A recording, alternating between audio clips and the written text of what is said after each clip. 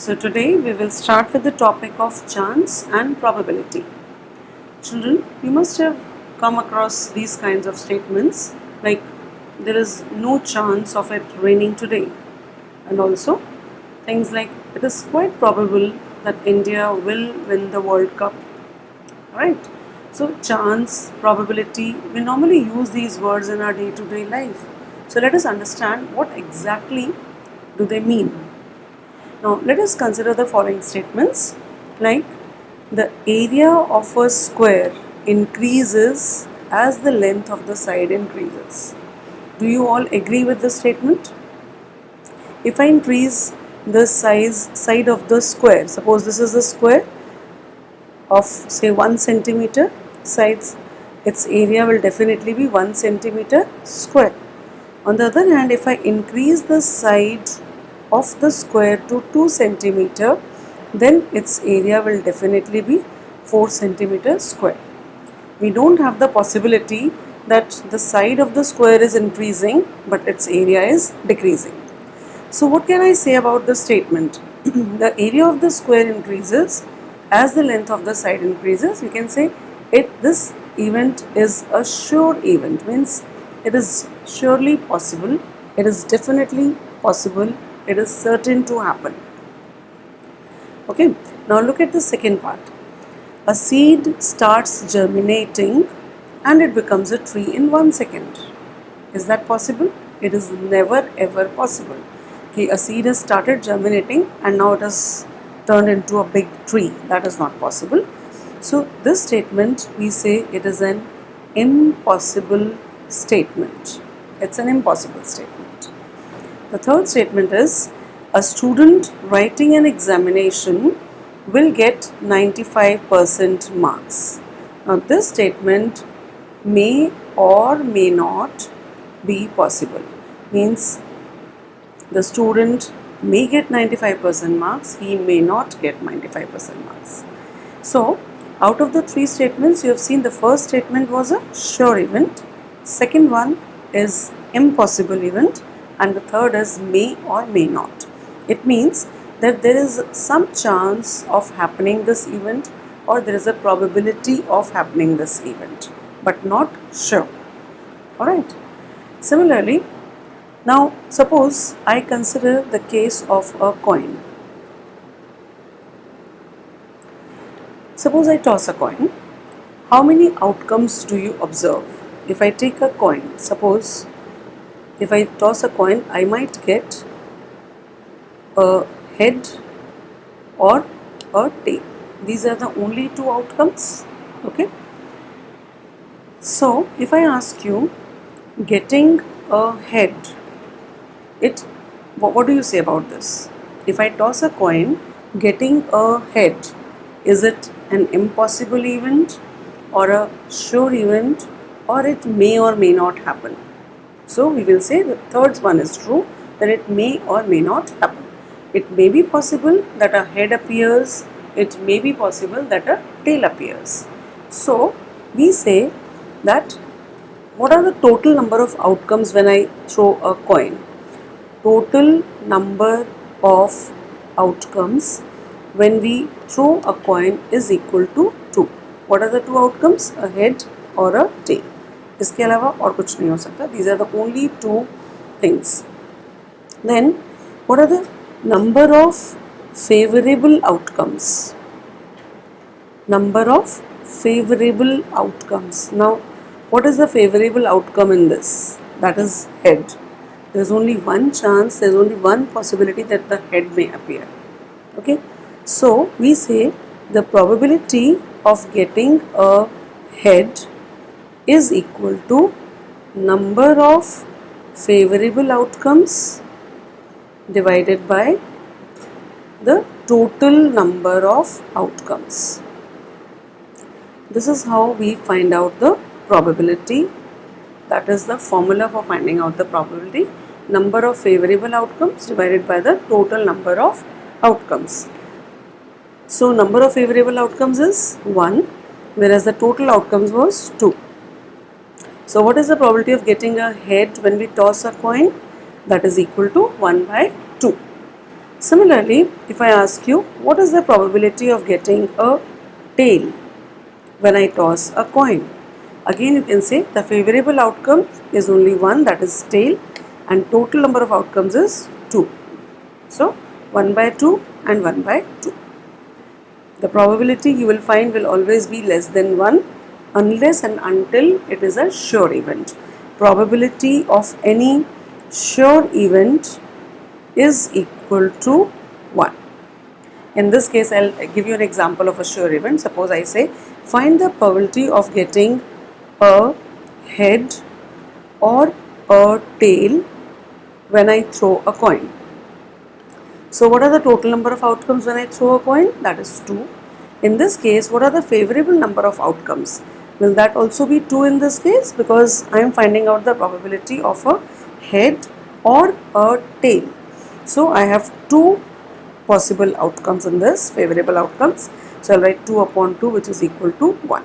And as such, getting a head or a tail, any one of them is definitely a sure event in this case, because nothing else will be there other than head or a tail, right?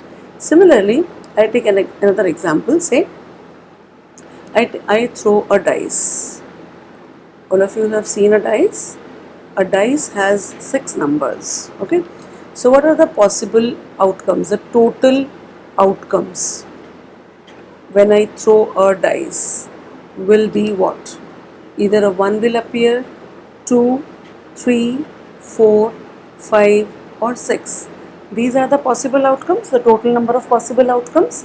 So what is the total number of possible outcomes? Total number of possible outcomes when I throw a dice is equal to 6, right? Now if I want to find out what is the probability of getting an even number when I throw a dice. All of you know what are even numbers, okay? So I will see what are my favorable number of outcomes. Favorable outcomes. Is 1 an even number? No. 2 is an even number. 3 is not an even number. 4 is an even number. 5 is not. 6 is an even number. So I have 3 even numbers here. So what are my favorable outcomes? They are 3. Why favorable outcomes are 3? Because I have to find out the probability of an even number. So it is 3. And what are the total number of outcomes? That is 6. So 3 by 6, which will give me 1 by 2. And you will always observe probability will always come out to be less than 1 unless and until it is a sure event. Similarly, if I say what is the probability of getting an odd number? Again, odd numbers are 1, 3 and 5. So 3 favorable outcomes divided by the total number of outcomes, which is 6. So 1 by 2, which is less than 1. This is the probability of getting an odd number. Now if I say what is the probability of getting a prime number? Prime number when I throw a dice. So 1 is neither prime nor composite. You have studied it in previous classes. 2 is an even prime number. 3 is a prime number. 4 is not a prime number. 5 is a prime number. 6 is not a prime number. So how many primes are there? 1, 2, 3. So I will say 3 are my favorable outcomes out of the total number of outcomes, which is 6, and then I will get 1 by 2, which is also less than 1.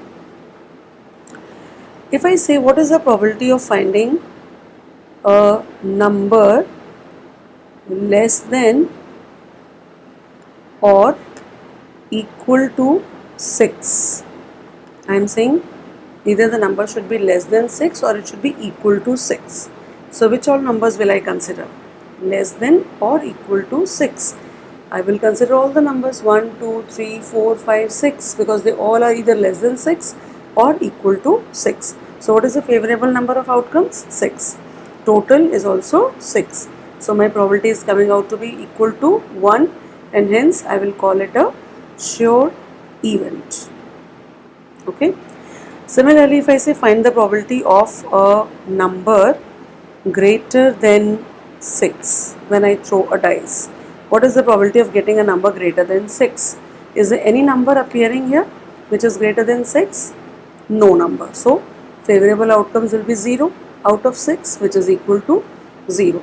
So this kind of event in which we get the probability to be equal to 0 is called an impossible event.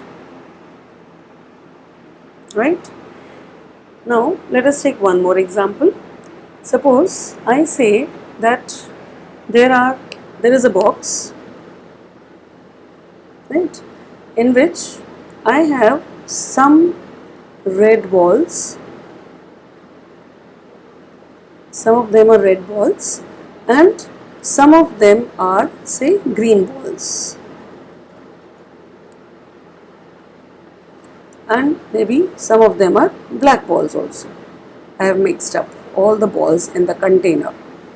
Alright, I myself do not know how many balls are there, but there are so many balls. Okay, so let us first find the total number of balls in the box.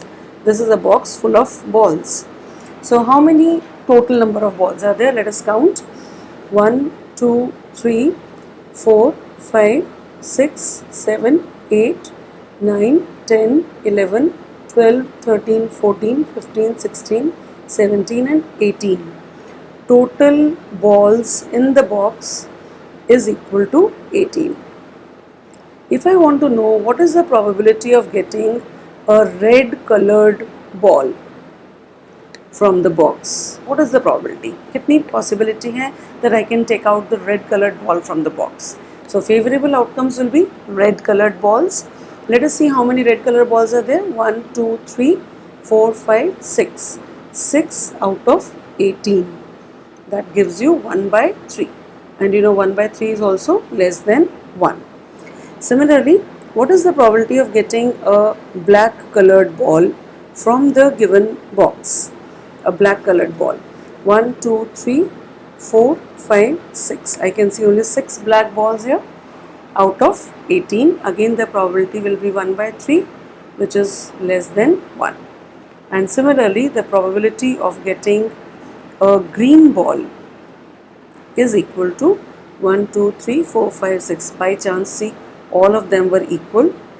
I didn't make them equal intentionally, but anyway.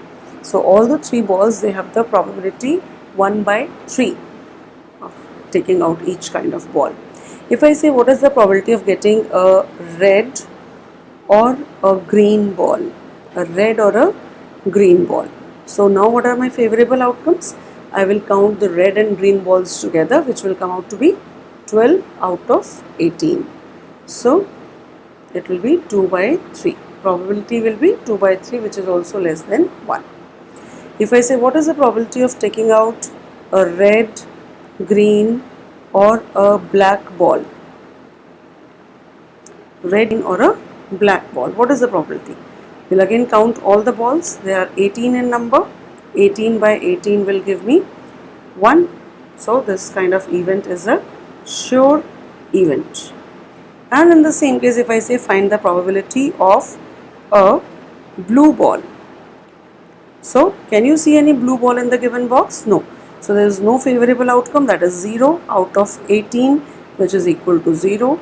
And when the probability comes out to be equal to 0, we call it an impossible event.